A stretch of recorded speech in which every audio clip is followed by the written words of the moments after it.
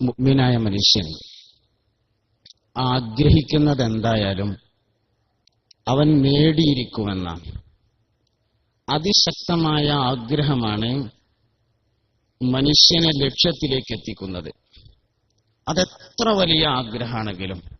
ഉദാഹരണമായി ബഹുമാനപ്പെട്ട അഹ്മദ് അൽ കബീർ റിഫായി റളിയല്ലാഹു അൻഹുവിന് റൗള ഷരീഫിന്റെ അടുത്ത് ചെന്ന് നിന്നപ്പോ പുണ്യനബി സല്ലല്ലാഹു അലൈഹി വസല്ലമയുടെ കൈയൊന്ന് നീട്ടുകയാണെങ്കിൽ എനിക്ക് മുത്താമല്ലോ എന്നാണ് തോന്നിയത്.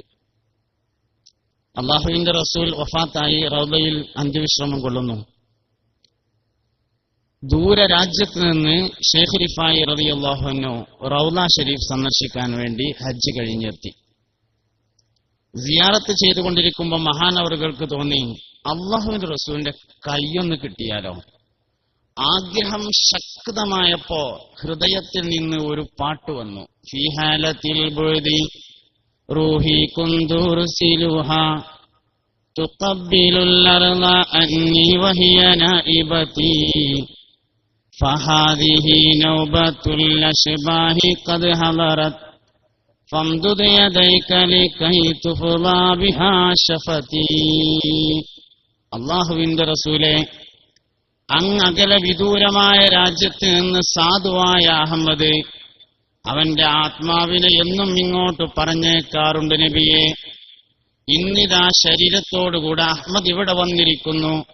നിങ്ങളുടെ കൈയൊന്ന് നീട്ടിത്തന്നാൽ എനിക്കൊന്ന് മുത്തിക്കൂടെ എന്ന് പറയേണ്ട താമസം അള്ളാഹുവിന്റെ റസൂല് റൗദയിൽ നിന്ന് കൈനീട്ടിക്കൊടുത്തു. ബഹുമാനപ്പെട്ട സയ്യിദുന അഹ്മദ് അൽ കബീർ റിഫായി.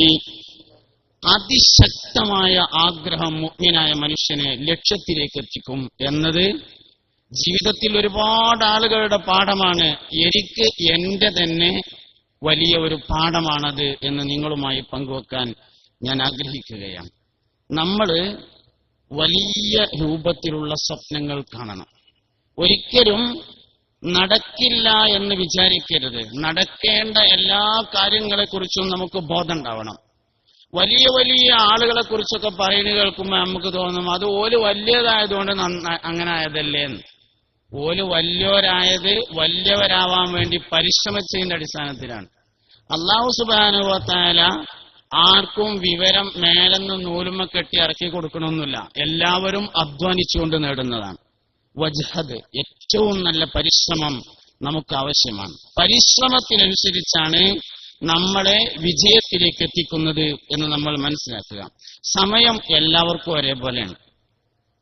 പ്രധാനപ്പെട്ട സമയങ്ങളെ ഉപയോഗപ്പെടുത്തുന്നതിൽ നമ്മൾ പരാജയപ്പെടാതിരിക്കുകയാണ് വേണ്ടത്. ഏറ്റവും പ്രധാനപ്പെട്ട സമയം എന്ന് പറയുന്നത് സുബ്ഹിയുടെ അല്പം മുമ്പുള്ള സമയമാണ്. പുണ്യനബി സല്ലല്ലാഹു അലൈഹി വസല്ലമ ജനിച്ച സമയമാണ് സുബ്ഹിയുടെ അല്പം മുമ്പുള്ള സമയം. അതുകൊണ്ട് നേരത്തെ ഉറങ്ങാനും സുബ്ഹിക്ക് മുമ്പ് എഴുന്നേറ്റ് ഇബാദത്ത് ചെയ്ത് ദുആ ചെയ്ത് പഠിക്കാനും നമ്മൾ സമയം കണ്ടെത്തുകയാണെങ്കിൽ സമയത്തിലെ ഏറ്റവും പ്രധാനപ്പെട്ട സമയം പുണ്യനബി സല്ലല്ലാഹു അലൈഹി വസല്ലമ തങ്ങളുടെ പ്രകൃതമുള്ള സമയം ഉപയോഗപ്പെടുത്താൻ നമുക്ക് കഴിയണം. അല്ലാഹു തൗഫീഖ് നൽകട്ടെ. അസ്സലാമു അലൈക്കും.